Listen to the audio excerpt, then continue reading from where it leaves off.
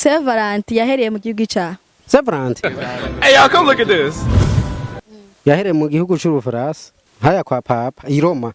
Roma. Valentine yarinde.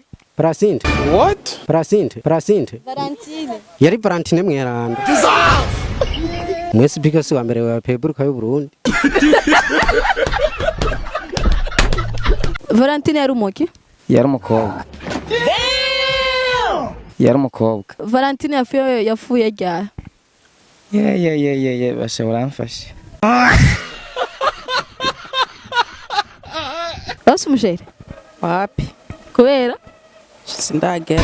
What? Sindagera kugira umusheri. Umuntu agira gute mu kugira nk'umusheri?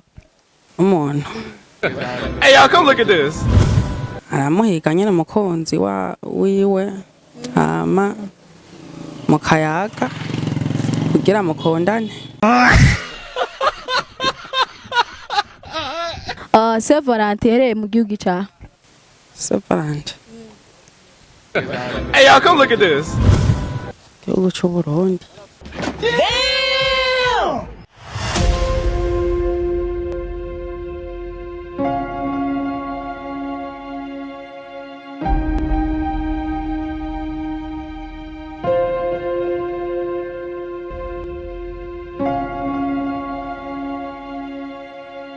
Hello guys, nza comments neza nanje ndi good bash. Tukara gya subscribe kuri TV ya KFB. Ariyo Kings Family Burundi TV. Numusi baje kunywa akantu ka rouge kuri Saint Valentin ngena ndabarabire kwanza. Tukuna cameraman Angelo basi numusi ni ibintu bya vibe. Nibere mukanyosha. Karisha narayikunze sinjisho naravyemwo. Tugumana eswe ufite umusheri. Numusi wawe umushiri waguhiki. Je umushiri wanje yambaye agafuru sana. Usari mumva uburoho. Cameraman. Let's go. Okay, ni sawa. Safi. Urakomeye. Yego. Je ntwa Bernice so twago. Nitwa Charity. Nzimana Alpha. Je nitwa Kevin. Vian. Nitwa Viana. Nitwa Joseline. Nanje nitwa Shaje. Right, ndabayisenge. Nziza. Divine. Axel. Mujishanda kubaza utwazo tubiri gusa. Ufite umusheri mwateguye umunsi wo gusohoka ejo ko muzosohoka. Hama akaca kubwira kagwaye. Ahubwiye kagwaye wewe ukaca uvuga ati reka nzoce nisokira n'abagenzi. Hama musohotse mugaca muhurirayo ntujya musheri wawe ari kumwe n'undi muhungu. Yumva yasohoka n'undi muhungu. Wewe kubwawe ukora iki cyangwa uvyifatamo gute? Jewe kubwanje shiri wanje yambwiye yuko atamwe yafise. Je urumva yanyankiye. Nitujana mu kabare aragwaye. Mugaje agiye gusora nkaje namusanga mu kabare. Bizikura yuko ebana yakunze abandi. Je urumva ntaba nkinkeneye. Ndibaza ko umunsi yampakaniye ko tutagenda. Uwo munsi ndamusanze mu kabare. Nkace sanga ni yari. None ateretere minire. What? Ateretere minire. Bagwiciye. Ubu wacu muha divorce. Nota bara ati divorce yihuta kuyizona. Okay, igindi kibaca kimeze uko. Yego. Ujya musheri wawe nyene usumurasa umugenzi wawe umuhungu mukundana cyane. Yego. Kuri uwo munsi nyene agaca kwanyira, agaca usohoka, agaca usanga ujya mugenzi wawe mfamve yasohoka ujya musheri wawe wokora iki? Umusheri wanje. Hey, y'all, come look at this. Umusheri wanje. Ari umugenzi wiwe mfamve. Boca bajana.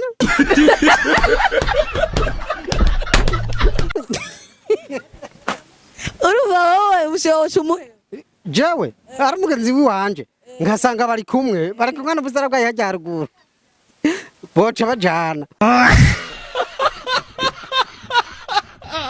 Urafise umukunzi? Jewe je ndamufise. Urafise umusheri? Urapanze ko samedi muzosohokana ku munsi w'abakundana. Agaca kubwira ko agwaye. Nababwiye ko agwaye nkavuga ati rero iyo rendez-vous ndayirate kambwira abagenzi banje dusohokana. Mugaca musohoka mu kabare, muri aho kabare musohokeye ngo usanga wa musheri wawe ari kumwe n'undi muhungu. Wowe vyifatamo ngo cenye wakora iki kubwa? Ceko no vyifata maze gusanga ari kumwe n'uwundi muhungu. Okay. Cewe bibaye ngombwa no canda mukubita ikidaje.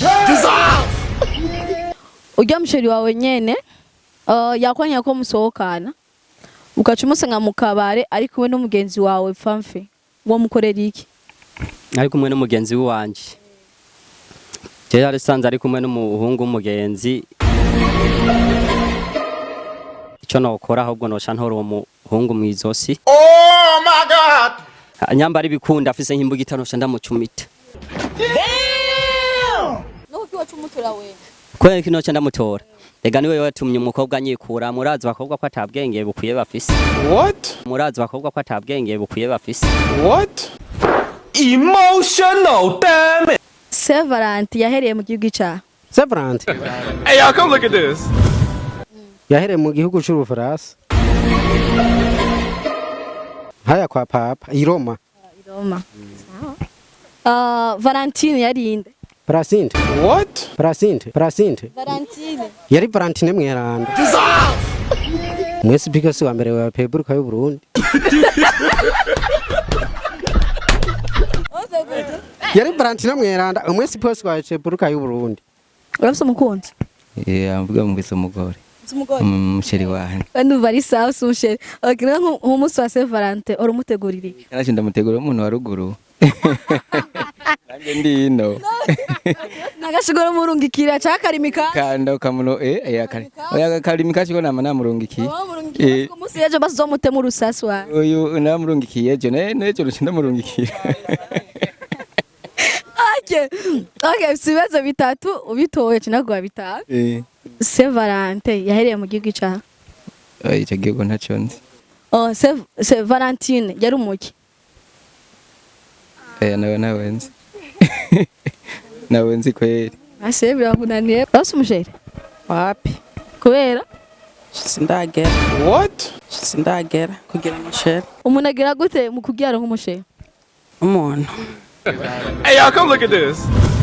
aramuhiga nyine umukunzi wiwe hama mukayaga kugira mukundane Saint Valentin yahereye mu gihugu cyaha Separate Hey, y'all, come look at this. igihugu c'Uburundi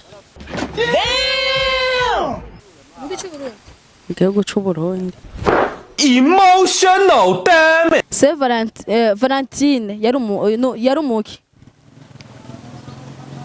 yari umuntu urafise umukunzi oya kubera iki yatanshaka nawe urashaka oya urumva rero ko Saint Valentin uri single Valentine yari umuki yari umukobwa Saint Valentin yatanguye mu gihugu cyaha c'Ubufaransa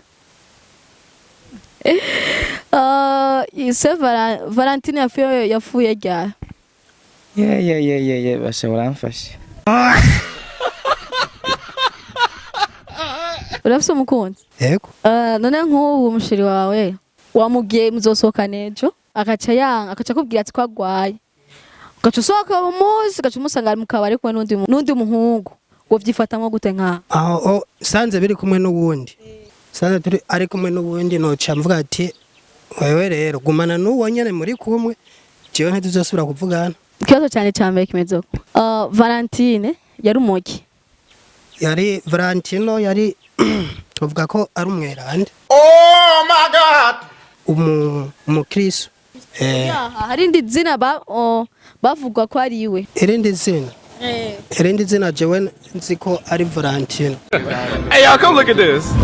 gusa yari umwerande asenga cyane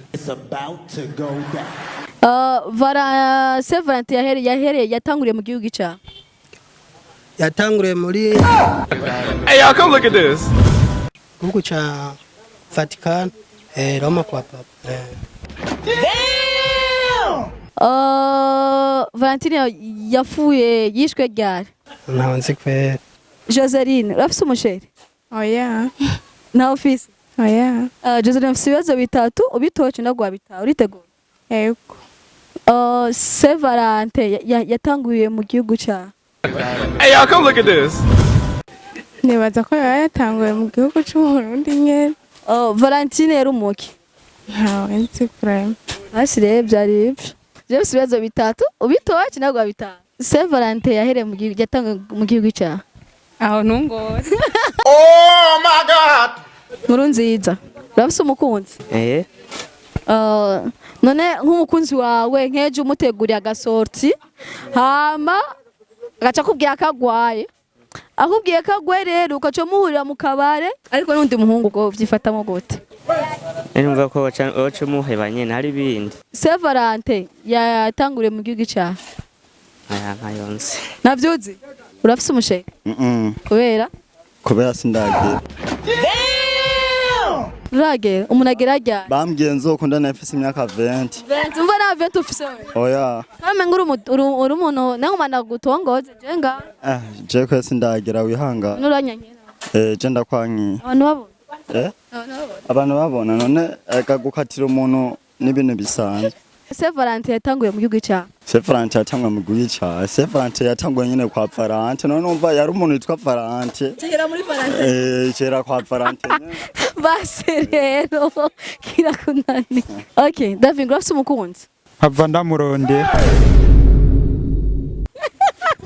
kwako murondera kubera je Saint Valentin wana bambwiye ngo je tuzatwambaye udupira dutukura irazima ndamurondere urabona namaze kukamba Muna gute basubino beje bino bereje wewe urandenze urabyibushe okay basi ndaza kuja muri gym basi ngabanuka mu musumwe ya aruko hene ntaso Saint Valentin yatanguriye mu gihugu cya yatanguye mu gihugu cya mu gihugu cy'abara